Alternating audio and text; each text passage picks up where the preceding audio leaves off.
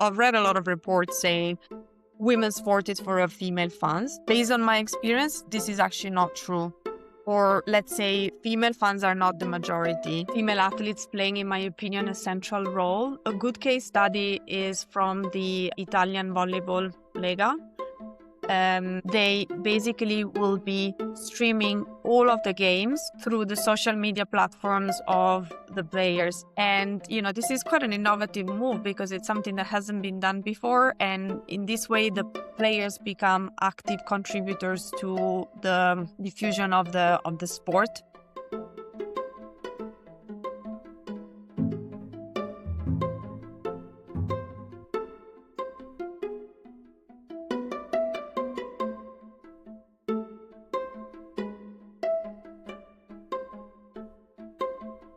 Welcome back to the Football Economy, the show where we break down the business behind football. I'm Ibrahim, and today we're joined by Elena Mirandola, one of the most forward-thinking leaders in European women's football and sport. Elena is the founder of the Breakaway, a strategic consultancy dedicated to unlocking sustainable value in women's sports. And she's also the former CEO of F.C. Como Women, one of Italy's only independent Serie A women's clubs. Before moving into sports, Elena held senior roles in digital marketing and business development across Europe, the Middle East, and Asia with Fortune 500 brands. Today, she's focused on helping women's sport build commercially viable and value-driven organizations. Welcome to the show, Elena. Thank you so much, Ibrahim, for inviting me here. I'm really happy to be joining you today. Awesome. And thank you for being here. So, before we dive into business models, data strategy, I want to take you back to the moment where obviously you've highlighted on social media, the pink bike. So where you posted a picture of your childhood, talking about taking off the training wheels. So when you look back at your career, obviously going to the UK and, dealing in merchandise, I think selling Christmas trees. What about that journey has shaped who you've become so far?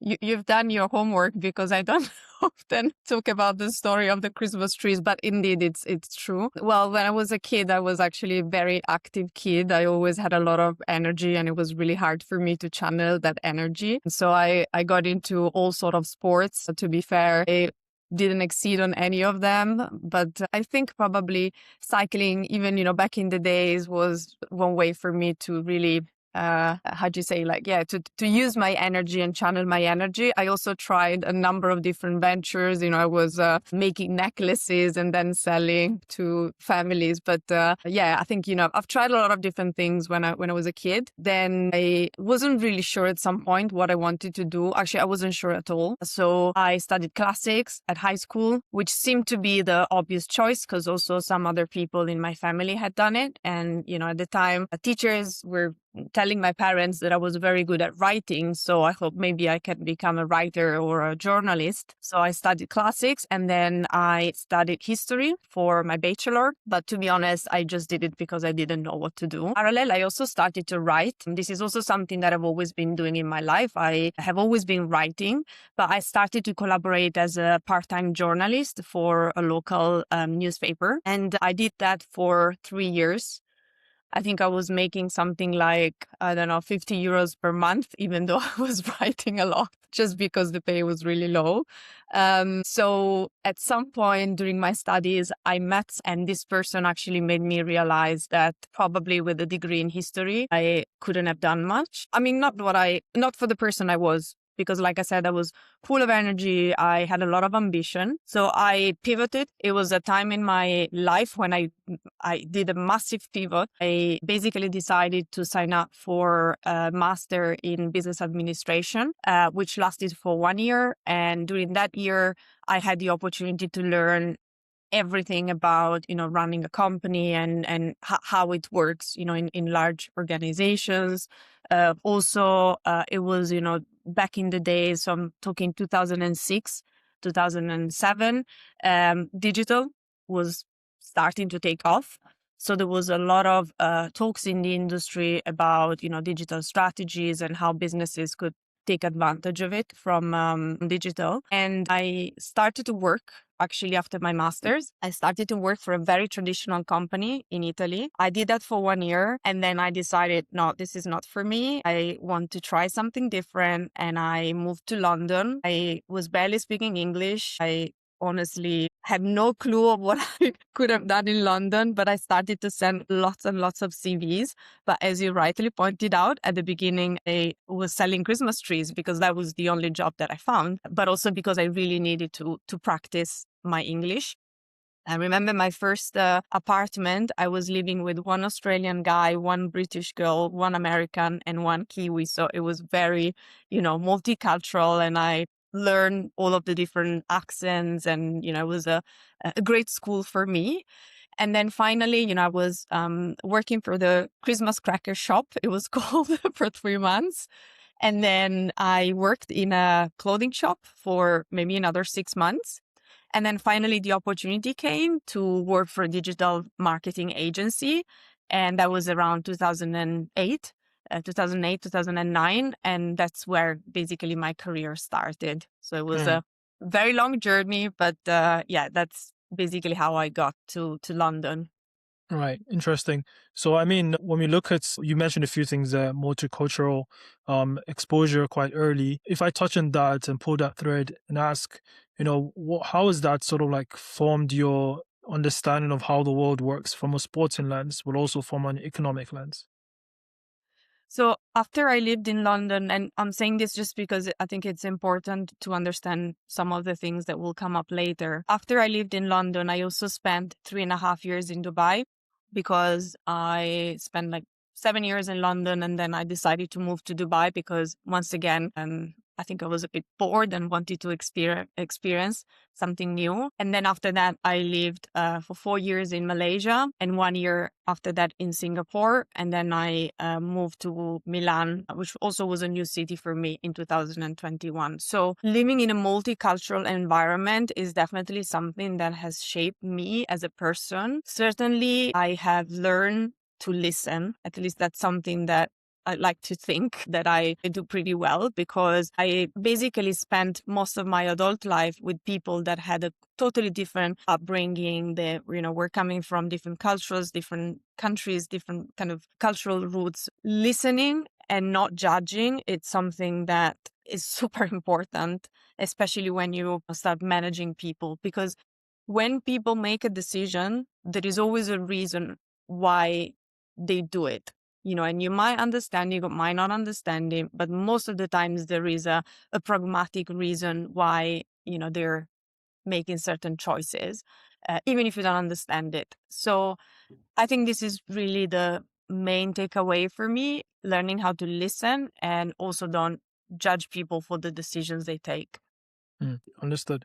So, I mean, at WPP Artifact, you worked with brands such as Emirates, Nike, Estée Lauder, and you basically were working from a digital marketing perspective. So, at this time, I'm guessing digital marketing was just let's call it in its ascendancy.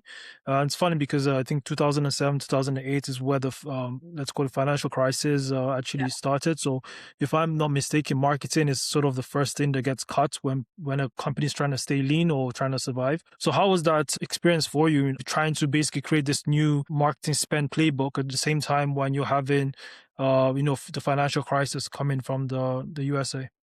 Yeah, so there is the big difference in the world of marketing. There is the unmeasurable marketing or, marketing, let's say it's hard to measure. For example, TV investment historically or very upper funnel campaigns, historically, they're very hard to measure. And then you have anything that is digitally driven and it's what it's typically called the lower funnel. So if you go on Google and you search for flights from London to Dubai, most likely you really want to buy a ticket or you are on the market. So I was specialized on that, which also meant that we actually were being given more budget if we were performing well.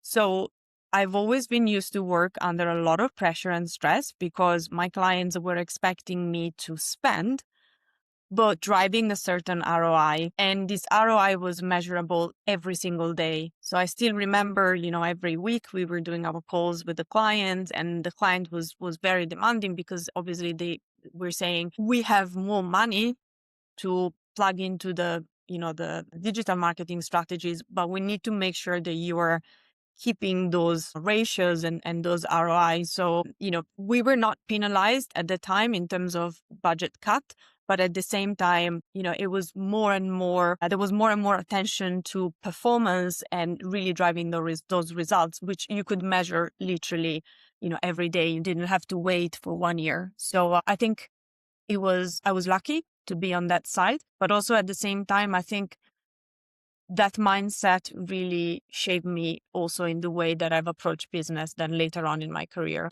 I mean, and during that period in time, you went through like a rapid expansion where you were able to, I think, expand the offices, the branches in the Asia Pacific within like a constrained time, I think 18 months. How was that experience for you, especially considering that marketing has to have this very specific ROI measurement and also key KPIs that need to be leading towards profitability for the bottom line of the business? How was that experience basically going to uncharted territory, in the Asia Pacific APAC market? Interesting. I was very young as well. I didn't know what to expect. So this was about between 2016 and 17. Now, what happened was that I was working for a public listed company, Artifact. And the idea was so the company already had 15 offices in Europe plus Middle East, where I was working at the time. But what we realized was that we were winning a lot of pitches for large clients, but always limited to EMEA.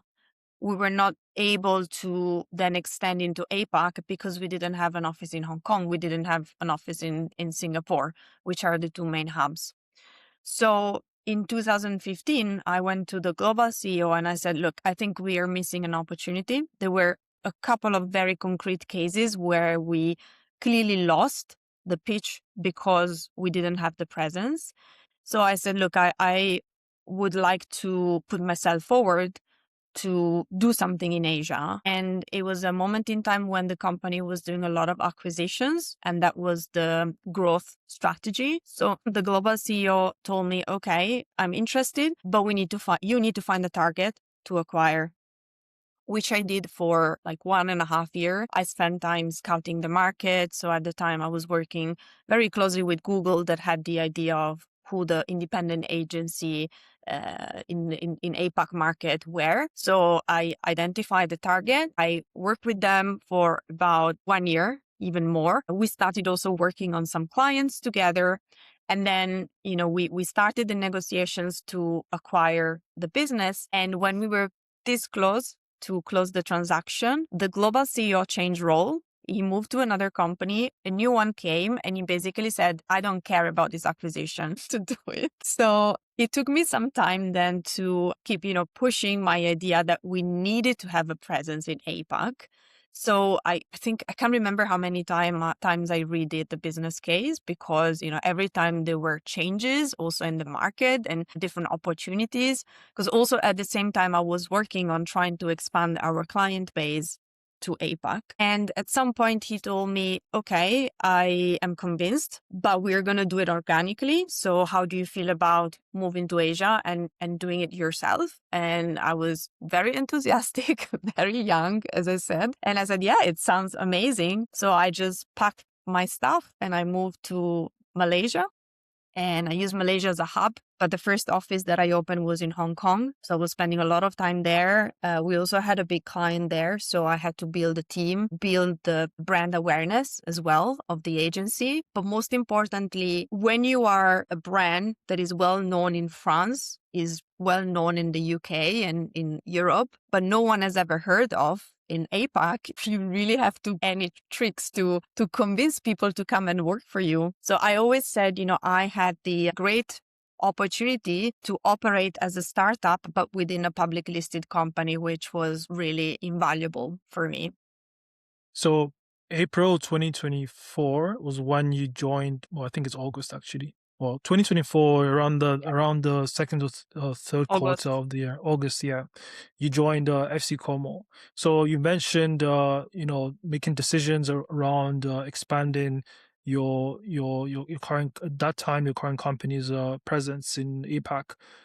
How did you make the decision to expand your own career horizon in terms of going from, let's call it a Fortune 500 brand or company, to then going into something completely left field, which is sports? Where did that Yeah. come from? So, as I mentioned earlier, I've always been a very active person, but then, I changed a lot of sports when I was a kid. And then there was also a period of time that I didn't practice any sport. And then in 2016, something really changed my life because I met a person who was a triathlete, and she challenged me to do 50 kilometers on a bike, on a road bike, which at the time seemed crazy. So I went out with her. This was in Dubai. Went out with her. I rode 50K and I realized, well, I actually quite like it. And then, long story short, I became addicted to it. I bought my first road bike. Then from 50K, I got, to 80, 90. I started to do some very, I would say, early stages races. And then from 2017, I got into triathlon myself and I started to compete, obviously not on a professional level, but, I realized sports really started to play a very important role in my life because sport challenged me on a lot of fronts. Also, I have always been aware of my limits, but with endurance sports, I realized I actually don't have any limits. As long as I train and as long as my mind is strong, I can do it. So I started to do longer distances. I don't do super, super long distances. I do up to half Ironman distances. But I started to mature the idea that I also wanted to get into sport professionally because it changed my life. And I wanted to make sure there were more women that could feel the same way that I felt. And this also happened, I would say another factor that led me to take the role at Como was the fact that when I came back to Italy in 2021, I found a country where, the topic of gender parity was still very severe. Like we still have a lot of, I think we are a bit underdeveloped compared to other countries. When the opportunity with Como came was the perfect match between my business experience, but also my commitment for gender parity and my passion for sport. So it was a bit of a transition, I would say, but the passion for sport was super, super important in making that decision. Okay, understood. So, I mean, when you look at FC Como, obviously they're independent to the men's team, which is like unique in Italy, unique around the globe. But what were the structural challenges that you faced when you came into this? Your mandate in that sense, obviously, was to grow the position, the appeal, have a strong position for the club. But what were the challenges you had, either structurally, commercially, going into this role as the CEO? Sure.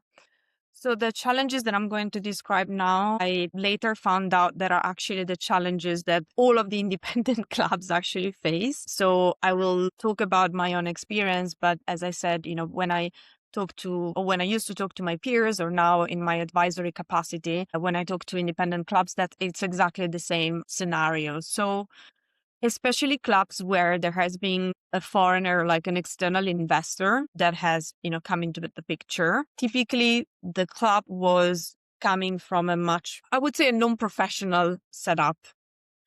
In my case, the club was previously owned by a local entrepreneur who did an amazing job in setting everything up. But of course, it wasn't his job because he had his own company.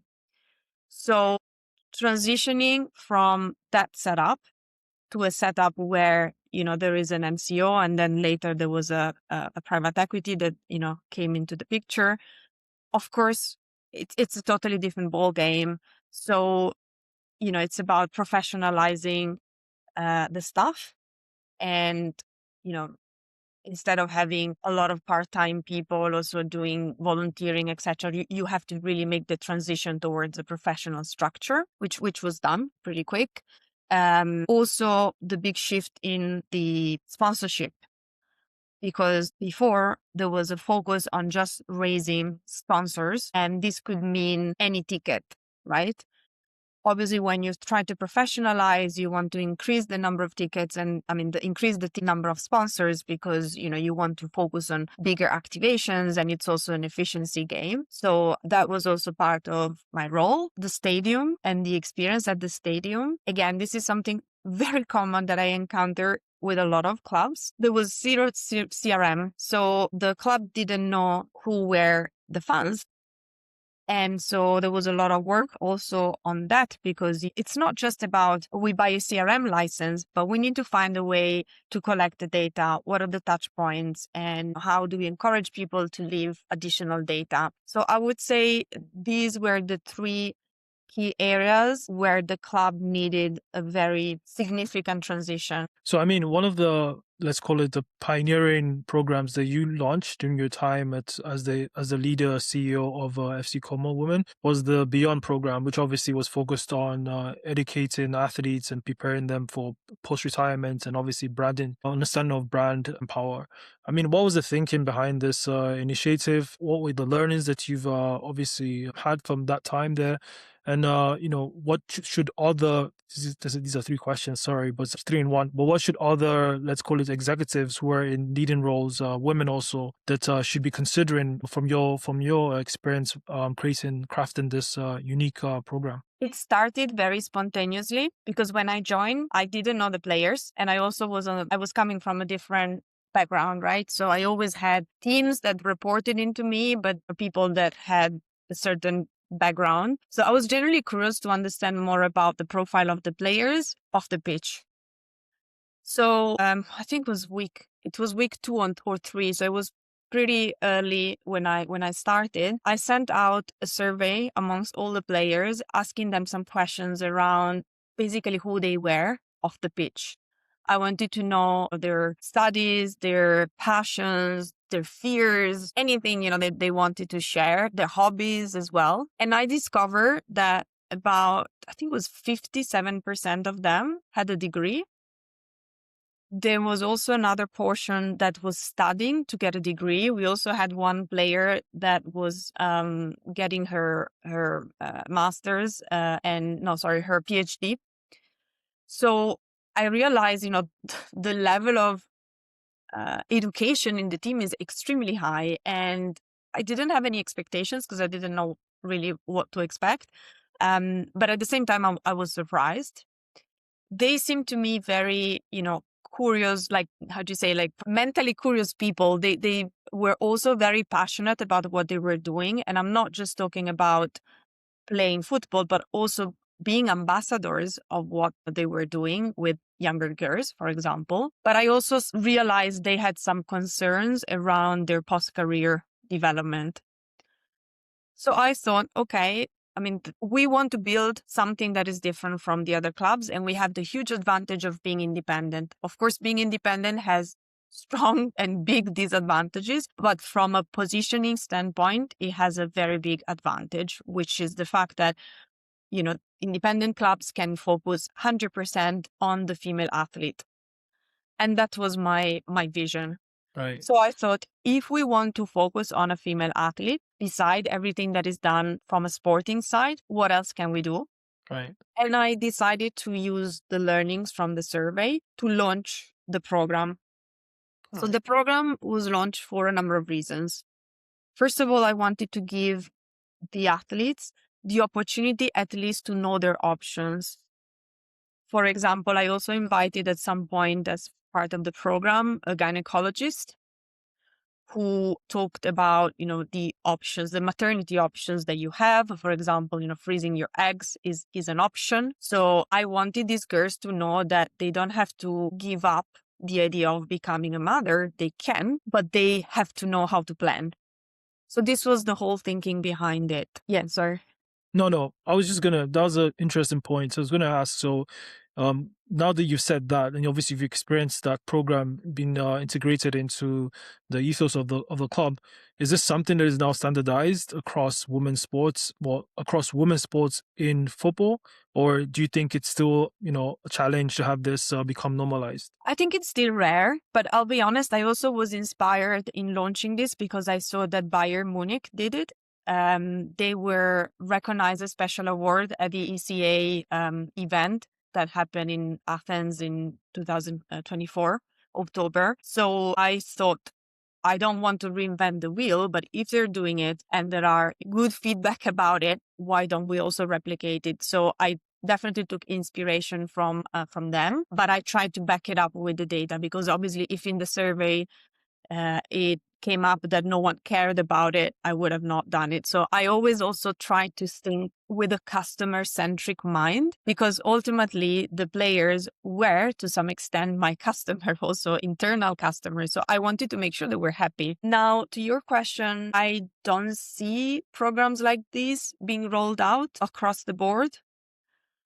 But I do know that there is more attention now, and this can expand into a lot of different topics, but we have to make sure we are taking care of these athletes, considering that they are female athletes and they are different than men. They're different on the pitch, their body is different, their physiology is different, but also their mind is different, and what they expect from a club is different than what a boy would expect. And I think there is nothing wrong with this, but I don't see a lot of clubs still doing it. Right, that's unfortunate. Hopefully, people like you can, let's call it, be the catalyst for clubs integrating this. It should be normalized. I mean, so you're focused on, driving value creation in women's sports. Obviously, you've launched not recently, but almost a year now. You've launched the Breakaway, which is your consultancy that you founded. You found a gap that you're trying to fill, which is basically trying to find unique ways of creating value across the four pillars that your consultancy is focused on, which is fan data, athlete engagement, brand positioning, and commercial strategy. So can you break down what the Breakaway is trying to, in terms of forward looking, is trying to actually add value on? And also, can you explain to us what the opportunities are that you've seen so far as you've launched this unique consultancy? The reason why I decided to launch the Breakaway is because I talked to a lot of people in the industry, both when I was at Como and also when I left. And I realized they all have the same problems and the same issues. So issue number one is, what is the product that I'm selling? And when I say product, I'm not talking about the format on the pitch. I'm talking about, why would someone want to come and watch a women's football game, for example, or a women's ice hockey game? What is the product that I'm selling B2C, so to my fans? But also, what is the product that I'm selling to sponsors? Because here, the biggest issue is to compare men's sponsorship metrics with women's sponsorship metrics. If you sell visibility, or, if the sponsor is expecting a certain visibility exposure out of a women's team, I don't think that's the right metric, not now at least. So I realized these were the problems, and they were really across the board. So I decided to launch my own boutique advisory specifically to tackle these problems. So I support clubs, leagues, federations in unlocking commercial opportunities from women's sport. So if it all starts from building the product, the very first thing that you have to understand is, who is your audience? And that's, why I built that 4 steps framework. Because I've also seen a lot of misconceptions in women's sport. For example, I heard a lot of, I've read a lot of reports saying women's sport is for female fans. Based on my experience, this is actually not true. Or let's say female fans are not the majority. So it really depends on a local specific level. It depends on the sport specifically. But for example, I've worked with a club in Switzerland and I've worked with a club in south of Italy, and completely different demographics when it comes to audience. So the very first point that I tackle is, who is your audience and who is your potential audience? Because also the limitation is, most of the times, because the clubs don't collect fans data, because they don't have a CRM, they don't even know who their fans are. So I do a lot of work partnering with market research companies to understand who is the potential target audience. And for me, this is really the foundation of any consulting work that I do. The second block is around understanding how the female athletes and your players can be incorporated into the strategy of your club or your league or your federation. We know very well that female athletes are not just athletes. They are ambassadors of values. So you need to understand how basically you can leverage on them to lift them up, but also lift the club up. The thing is, if you just produce some, let's say, video content and you expect your players to reshare it because, oh, they will just do it, that's not how you build value. And I've seen this also with a lot of clubs, just thinking, oh, the players, they will just reshare the material we give them. Doesn't exactly work that way. I think players, for example, can become commercial drivers as well. Imagine if you encourage or incentivize your players to sell tickets on your behalf through their own social media channels. But that needs to be formalized. It's not like, I'll give you a pat on the back and ask you, oh, would you mind posting this on your social media? And I think this is all part of professionalizing also the relationship between clubs and athletes. So that's part of the second block. The third block is around branding and positioning. Now, I'll give you an example that came up with a club that I was talking to a few days ago. This club is a well-known club that has been existing for 100 years. Now, the thing is, the men team has been existing for over than 100 years. The women's team was born, I think, about 10 years ago. So even though they might share some values overall, but obviously the story of the women's team is different and they deserve to have, their own positioning, their own storytelling. Now, it's often the women's team is a copycat of the men's when, for example, the commercial managers or the sponsorship managers present the women's project. Now, what I'm seeing more and more, and, this is the work I do, is that some clubs realized that it deserves a different storytelling because the audience is different, both B2C, but also B2B. And the last part of work that I do is around the revenue stream. So really helping clubs and leagues and federations selling this product with also creativity, because you have to use the data, but at the same time, you have to think differently when it comes to activation and also drive to stadium and just engagement. So when we look at trying to find out the best way of providing value to sponsors, what are sponsors looking for in terms of like trying to drive down the CAC, so the cost of acquisition or cost of customer? How have you seen from your perspective in terms of like the initiatives that can help women's sports have that key metric in marketing go down? So I think, first of all, when you start a conversation with a sponsor, it's important to understand the KPIs because, yes, for sure, for some clients, there is an acquisition objective or there is a CAC objective. But at the same time, for example, my own experience here in Italy is that there are a lot of companies that need to demonstrate support to women. So the KPIs in this case are completely different. Very interesting for me, for example, when I was at Como to read, the sustainability reports of some large organizations, because this helped me understand if that was a story that would land well with them, or they were more looking to acquire leads, or, there was more like a business angle. So I think every country is different and every sport is different. If you talk about something like this in a country where, for example, women's football is well developed, for sure the KPIs are going to be much more around acquisition and, cost per acquisition, etc.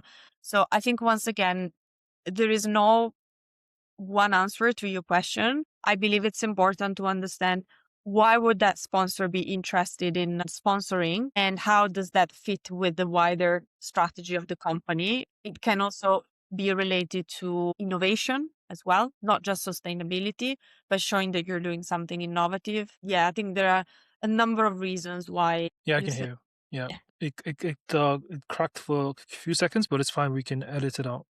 Okay, perfect. Yeah. So I'll just move on to the next question. So when we look at party data that is needed to obviously find very interesting ways of generating revenue or getting closer to the customer. What have you sort of like seen from your experience working in ice hockey or advising brands or sub brands in the ice hockey sports industry that can be leveraged for the football industry, or in general, what can we learn from the ice hockey sports itself that football can leverage to increase its own efficiency? First of all, as I said before, it's super important to nail your audience and understand who your audience is. I'll give you an example, which doesn't mean it applies to any sport or any country, because as I said, I think every club deserves specific, research. But for example, when I worked for an ice hockey team in Switzerland, we did a market research interviewing 750 people representative of the population in Switzerland. And what came up was that the are still the primary the primary decision makers when it comes to deciding whether or not to watch a match, for example. And this man also belongs to a particular category. So he's typically 35 to 54. He is typically a father. And also what we discovered was that he's usually more interested in action. He wants to see exciting gameplay. He wants to see scoring points. In parallel, we also did another analysis of a secondary target audience, which this time was a female, completely different, much younger, 18 to 34. She's typically not a mom, and she couldn't care less about the performance of the game, but she's basically attracted by the inspirational angle. She really loves to follow women's ice hockey because of that inspirational aspect.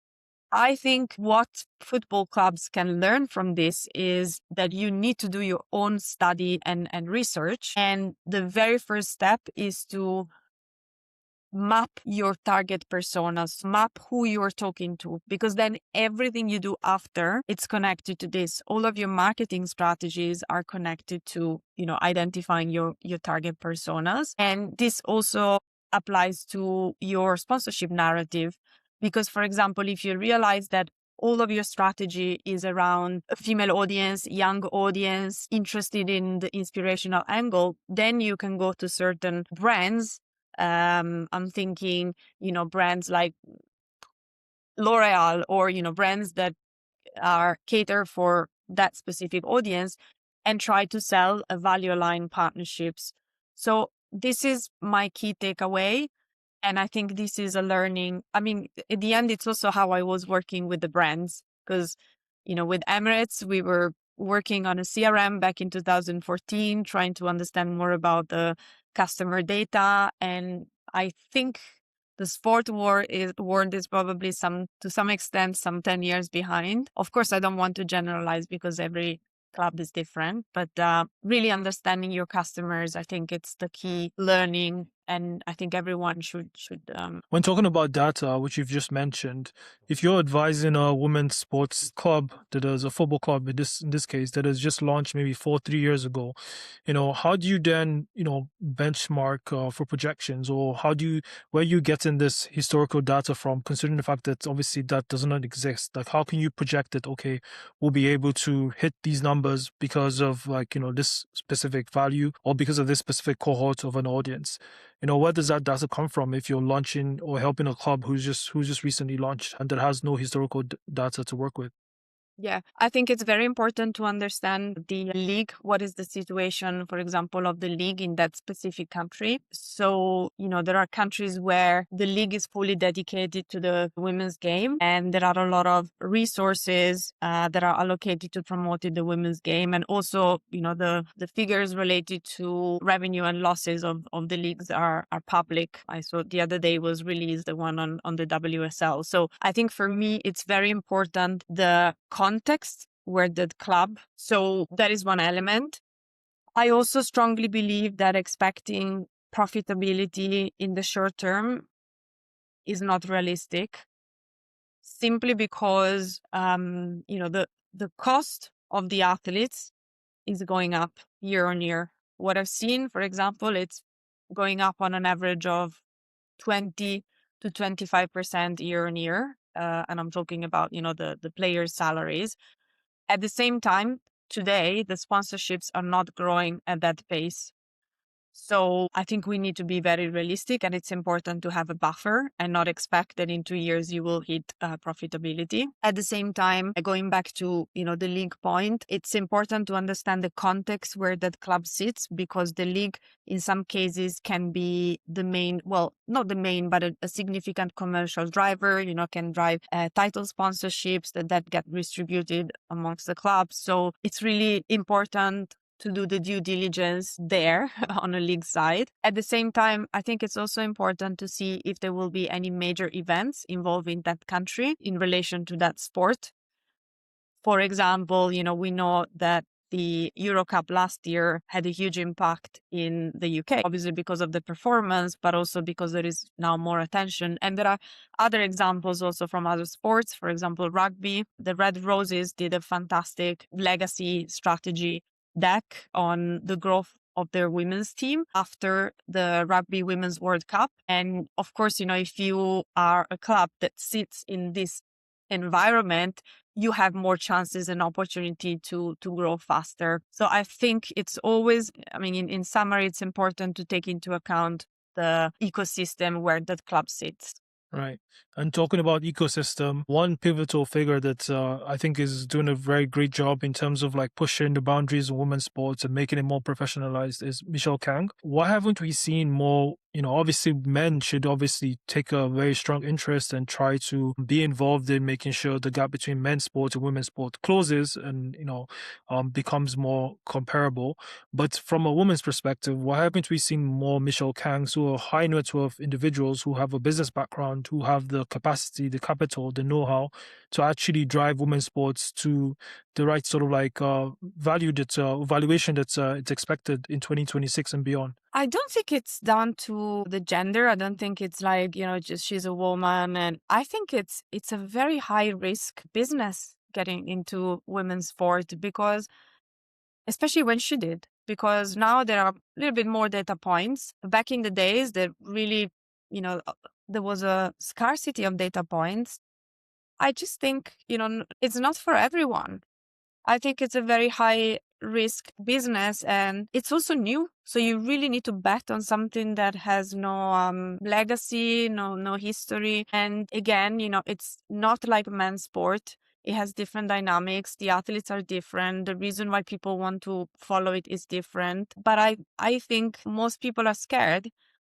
And, you will see a lot of people saying women's sport will never work.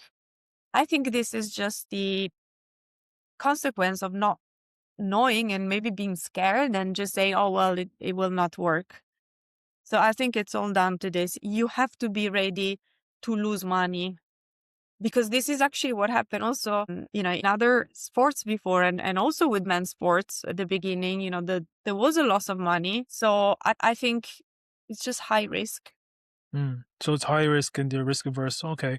So looking at the women's sports in general, I see very interesting opportunities to drive revenue and to drive the stickiness or increase the stickiness, the retention of audiences across all age brackets, across all demographics, across all gender. What opportunity gaps do you see from a content lens that can drive retention, but also generate interest and a culture around being involved in women's sports? Do you mean from a content standpoint? Yeah, from a content gap, from content standpoint. So what type of content could improve Yeah. visibility So and drive participation? yeah. So right now we see obviously streaming being a big part of like content from sports and obviously other industries. We see people like Speed, who obviously is becoming a bigger and bigger star in sports, but also outside. What opportunities can we see for women's sports to leverage content to amplify the interest and involvement in the sport, specifically football? Sure. I'll go back to the concept of the female athletes playing, in my opinion, a central role. A good case study is from the Italian volleyball Lega.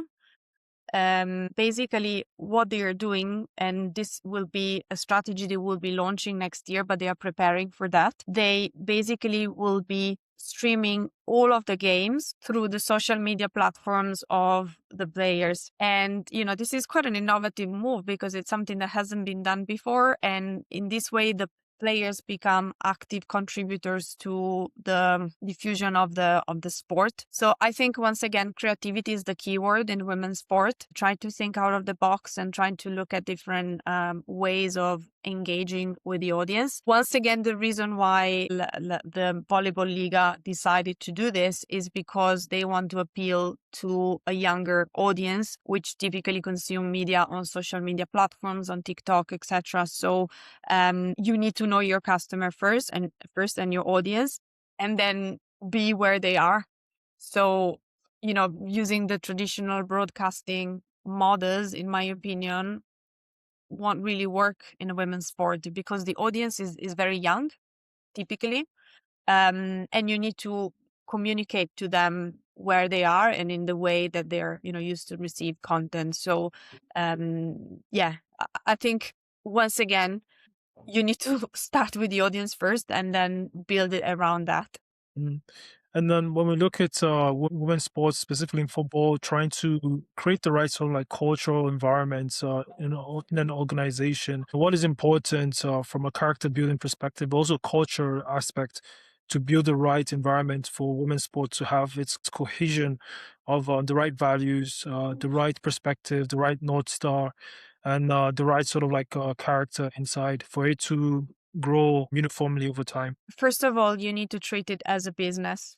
So in that sense, we can learn from the men because we know football hasn't always been seen as a business, but it was a passion project in some cases. Now, luckily, it is changing, but we have to learn not to make the same mistakes. So for me, step number one is to also socialize the goals and the objectives with the wider team. I've always been a big fan of sharing the strategy. I mean, the strategy isn't just something that the CEO discuss with, the owners or the company. It's something that should be communicated at all levels, like in any successful business. So yeah, I think that's very important to build the right culture. Also, once again, something that I did when I was at Como was to try and use methodologies like, feedback from peers within the organization to decide whether or not someone should take a promotion or should get a bonus. So I think, it's really important to build that culture where people, when it's not just, a unilateral decision. Sorry, I can't hear you.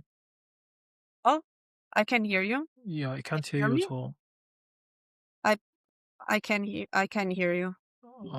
Okay, that's strange. Do you want to? Yeah, I can hear you now. Okay. I don't know where it got cut off. Yeah, it's fine. Maybe I think it's picked. It's on the cloud, so I think it's picked up your recording regardless. Yeah, Okay. just continue. Okay. Yeah, no, what I was saying is I think it's important to build the same methodologies, even, for example, when you do the performance reviews of your stuff. I try to apply what I learned from the business world. And for example, something that I really wanted to apply, which I did, was to have feedback collected from multiple people in the organization to decide whether or not one member of the staff would get a promotion or would get a bonus.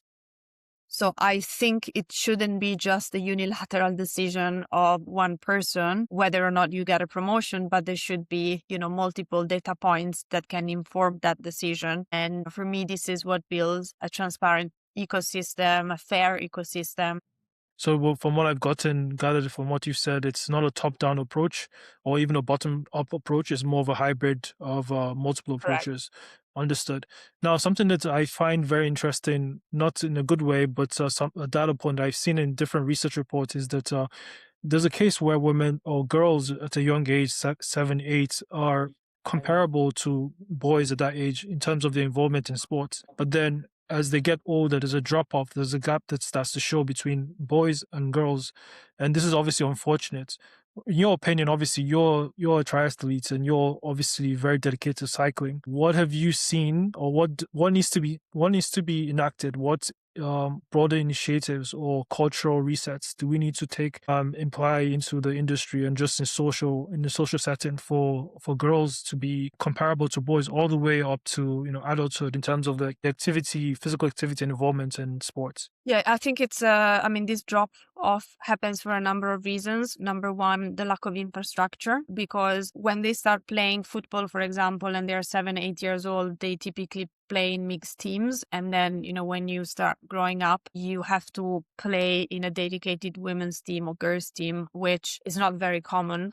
Not in all cities you can find a girls team. There is a cultural element as well, because we know I'm saying something very obvious, but football stereotypically is not a sport for girls. You would, for example, in Italy, you would play volleyball, you would dance, or you would do ballet or some other type of sports. So I think breaking those barriers and misconceptions is also very important. And this is why I'm a big fan of the brand Mattel, that with Barbie, they launch the Barbie Saragama, who is a famous football player in Italy, or, other women players. Because once again, it's about role models and making sure the girls have someone to look up to. So I think, there is a cultural aspect. Yeah. And I think just in general, accept that girls might want to do something that is traditionally not seen for girls, but this applies to multiple aspects. It's not just, in sport. I'm seeing this in business as well. I'm also very active, for example, in the technology community and,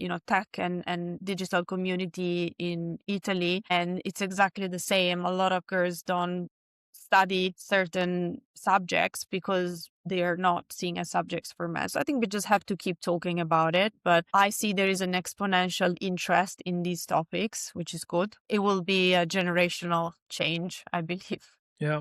Well, to further your points, I'm a big believer that sports has a very big impact in how society is shaped. So, like you mentioned, there's a lack of representation from a female perspective in programming or software or just the IT industry. You see most of the leaders who are at the frontier of these the AI paradigm shifts in terms of the different models. None of the leaders, none of the CEOs are female, so whether it's OpenAI, Anthropic, or even Google DeepMind, it's all guys, unfortunately. Hopefully that can change very soon. Over time. So, let's move on to the last segment of this discussion, something I'm calling strategic insights. And basically, the idea is that we just want to get your nuggets of insights from your decades of experience that can be passed down to the next generation. So, the first one would be, you've touched the lives of different athletes, male, female. What would be the advice to athletes who want to get a career or want to transition into a business career similar to yours post playing? First of all, it's important to understand it's not a shift that happens when you finish your career, when you're at the end of your career. For example, one of the guests of the program I launched, Beyond, was a former Serie A player, volleyball player, who now is a manager at Amazon. But she explained to the team that it was a 20 years transition. So she took a scholarship to go to the US to play and study and improve her English. And then at the same time, she kept studying, but also playing professionally. So the advice number one is, don't wait until you are 35 and 37 towards the end of your career, but know your options and start building for it when you are already 20, I would say. Second of all, I think also use the network and the connections that you can build during the time that you are a professional player. For example, I was reading an article the other day, which was talking about some football players, boys, that are starting to pop up on LinkedIn. So they're starting to build more like a business corporate profile, of course, preparing for when they're going to retire. So once again, don't wait until the last minute, but make sure you leverage on your network while you are a professional player. This can be done in a number of ways. If there is an opportunity to go to an event where, there will be some business people, for example, in sport, just try to go talk to these people, get their numbers, collect their leads basically, and try to build your database for when you're going to be out. But do this in the 20 years while you're still playing. I mean, this is obviously very obvious, but practice your English. Make sure you become proficient in English for a number of reasons. Of course, this can be helpful also during your sporting career, but very much so, when you retire. And I think this would be my top 3 tips. Right. And a similar question, but in a different way. So you have a lot of youth who are graduating from universities in finance and marketing and business in different fields who want to transition into the sports industry. They always look for advice. What would be your, strategic advice to them in terms of trying to break into the industry? Don't be shy in general. Reach out to people. Now there is a fantastic tool which we all use that is called LinkedIn. So if you want to explore more, reach out to people. Of course, it doesn't mean that everyone will reply and will give you 30 minutes of their time, but maybe someone will. And it's a good opportunity to understand, where the market is heading. I have to say, talk a lot with students and graduates for a number of reasons. I was part of some of, their master researches, but also I like to keep in touch with the young generations because I like to understand the way they see things and the way they think. It's very inspirational for me. And so, again, find someone that has maybe 20, 30 years more than you that you can reach out to and ask some questions, exchange, because it's not enriching just for you. It can be enriching also for the other person. Yeah, this is completely true. I can testify to this. And final few questions. So, now you've been given 10 million euros to invest in a women's club from the ground up. Where are you allocating this capital to, and what are you avoiding? I would avoid allocating most of the capital to the sporting side, meaning the players, because I strongly believe in women's sport, the positioning, your storytelling, your branding, and especially the commercial development is as important as the sporting side. So what I would do is, of course, the sporting side is important. I don't want to deny this, but I think, proportionally, I would not allocate a huge portion to the sporting side. It might change over time, but I think it's super important to have a strong team that can build the product that I was talking about earlier, or you can work with consultants or external supports, but you have to absolutely reserve some budget for that part. Right. And obviously you're a marketing guru. The question that obviously comes from, marketers is, how can we measure OAH out of home, advertising? But at the same time, for you, like, what would be the marketing mix if you were to allocate capital, online and also offline? Where are you spending it? Is it going to be allocated more towards content creators? Is it going to be on Instagram? Is it TikTok? Is it Pinterest? Specifically around women's sports, how would you allocate your marketing mix? Well, as I said at the beginning, I have a very analytical and ROI driven mindset. So whatever you cannot measure, I don't think it's worth investing. And I was actually listening to a podcast of the CEO of Revolut here in Italy, and he was explicitly saying that this is Revolut philosophy. They never invest into a marketing activity that is not measurable. So even if you want to do out of home, for example, or content creation, in today's world, there is always a way to measure it. So for example, if you do out of home, you can include a QR code to try to encourage engagement. So, now I think the tools are there. You just have to know how to use it. But in general, always there has to be a KPI and there has to be a way to understand if you're tracking against those KPIs. Right, understood. And then final question is, what book has sort of impacted your life and your career so far the most? Good question. Actually, I'm not a big reader, but recently I read a book of an athlete that I really like. I know him personally. It's actually a book in Italian. His name is Omar Di Felice, and he is ultra cyclist. So he does like even 2000 kilometers, races. And he did something very special. So he went to Antarctica and he crossed basically with a bike. So the book is his diary, and he talks a lot about, self-reflection and what you do when you find yourself in situations where you are almost close to die, and how you can really dig deeper into yourself. And for me, it was very inspirational. So yeah, I think I usually really like something that has to do with sport, but Great. also with how you use your mind to keep breaking barriers. And the barriers are never physical, they are always here. So finding the right way to break these barriers through your mind is something that I find very interesting.